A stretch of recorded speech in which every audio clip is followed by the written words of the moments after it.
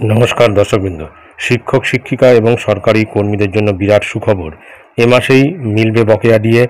সাম্প্রতিক প্রকাশিত এই প্রতিবেদনটি আমরা বিস্তারিত জেনে নেব।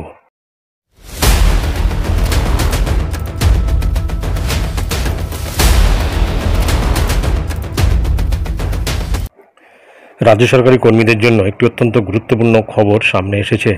দীর্ঘদিন ধরে বকেয়া থাকা মহার্ঘ ভাতা নিয়ে রাজ্য সরকার একটি বড় পদক্ষেপ নিতে চলেছে। নবান্ন সূত্রে জানা গিয়েছে, কর্মীদের বকেয়া ডিএর 25% মেটানোর জন্য রাজ্য সরকার প্রস্তুতি শুরু করেছে এবং খুব শীঘ্রই এই বিষয়ে বিজ্ঞপ্তি জারি হতে পারে। এই পদক্ষেপ নিঃসন্দেহে রাজ্যের লক্ষাধিক সরকারি কর্মী এবং পেনশনভোগীদের জন্য একটি বড় স্বস্তির খবর। সাম্প্রতিক সংবাদ সূত্র থেকে যে তথ্য জানা যাচ্ছে সেগুলি আলোচনা করা হচ্ছে।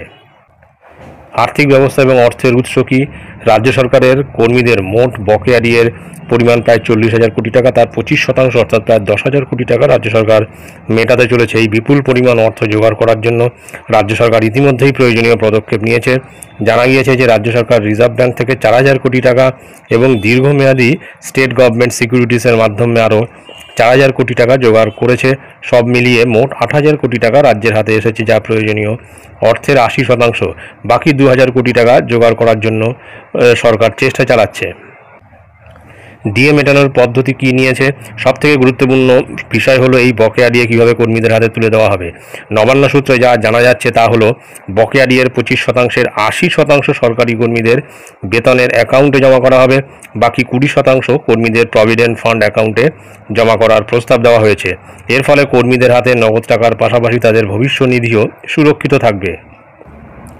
পেনশনভোগী এবং ফ্যামিলি পেনশনভোগীদের ক্ষেত্রে সম্পূর্ণ বকেয়া টাকাই তাদের পেনশন অ্যাকাউন্টে সরাসরি জমা হবে। তাদের ক্ষেত্রে পিএফে টাকা জমার কোনো বিষয় থাকছে না। এই পদ্ধতির মাধ্যমে রাজ্য সরকার আপাতত 8,000 কোটি টাকা দিয়েই বকেয়া মেটানোর প্রক্রিয়া শুরু করতে পারবে এবং বাকি 2,000 কোটি টাকা জোগাড় করার জন্য কিছুটা সময় পাবে। আইনি পর্যালোচনা থেকে জানা যাচ্ছে যে ডিএর একাংশ পিএফ অ্যাকাউন্টে জমা দেওয়ার প্রস্তাবটি আইনি দিক থেকে কতটা সঠিক তা নিয়ে ইতিমধ্যেই পর্যালোচনা শুরু করেছে। রাজ্য সরকার এই বিষয়ে আইন বিশেষজ্ঞদের মতামত নিচ্ছে, যাতে ভবিষ্যতে কোনো আইনি জটিলতা তৈরি না হয় এবং আদালত অবমাননার কোনো অভিযোগ না ওঠে। মুখ্যমন্ত্রী মমতা বন্দ্যোপাধ্যায় নিজে অর্থ দপ্তরের আধিকারিকদের সঙ্গে একাধিকবার বৈঠক করেছেন এবং এই সপ্তাহের মধ্যে বকেয়া ডিএ মেটানোর ব্যবস্থা করার নির্দেশ দিয়েছেন।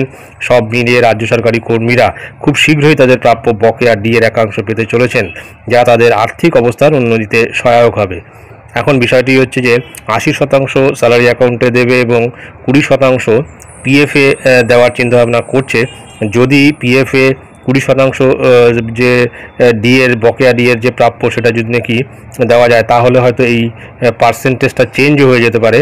যদি সেটা আইনত সঠিক থাকে এবং সুপ্রিম কোর্ট থেকে কোনো বাধা না থাকে, তাহলে হয়তো দেখা যেতে পারে 60-40 হতে পারে। 60% স্যালারি অ্যাকাউন্টে এবং 40% পিএফ অ্যাকাউন্টে দিলেও দিতে পারে। যাই হোক, এটাই ছিল গুরুত্বপূর্ণ আপডেট যা আমি আপনাদের সঙ্গে শেয়ার করলাম। ধন্যবাদ।